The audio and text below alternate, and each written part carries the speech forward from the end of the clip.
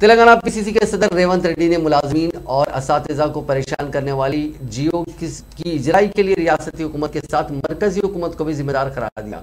गांधी भवन में press conference से खिताब करते हुए उन्होंने कहा कि केसीआर हुकूमत ने रियासत में नए जोनल सिस्टम को मुतारिफ करने के लिए मरकजी हुकूमत को तजावीज़ रवाना की थी। उन तजावीज़ को मरकजी काबीना ने मंजूरी देते हुए उसे सदर जमहूरिया के जरिए मंजूर करवाया।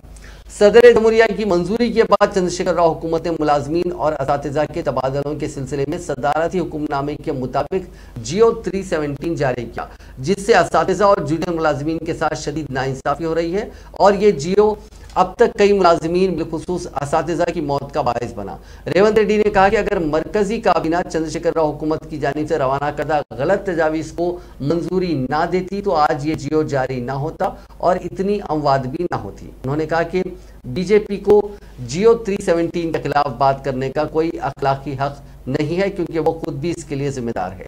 इस प्रेस कॉन्फ्रेंस को साबिक वजीर मोहम्मद अली शब्बीर, इसके अलावा साबिक एमपी मधु याष्की गौड ने भी खिताब किया। రాజకీయ ప్రయోజనాల కంటే తాత్కాలికమైన రాజకీయ స్వార్థానికంటే రాష్ట్ర ప్రజల యొక్క ప్రయోజనానికి రాష్ట్రానికి ఉపయోగపడే విధంగా కార్యాచరణ ఉంటుంది। సమస్యలను ప్రస్తావించడం గాని, సమస్యల మీద పోరాటం చేయడం గాని, సమస్యలకు ఒక పరిష్కారం చూపించాలనే ఒక బాధ్యతాయుతమైన పాత్ర కాంగ్రెస్ పార్టీ పోషించింది।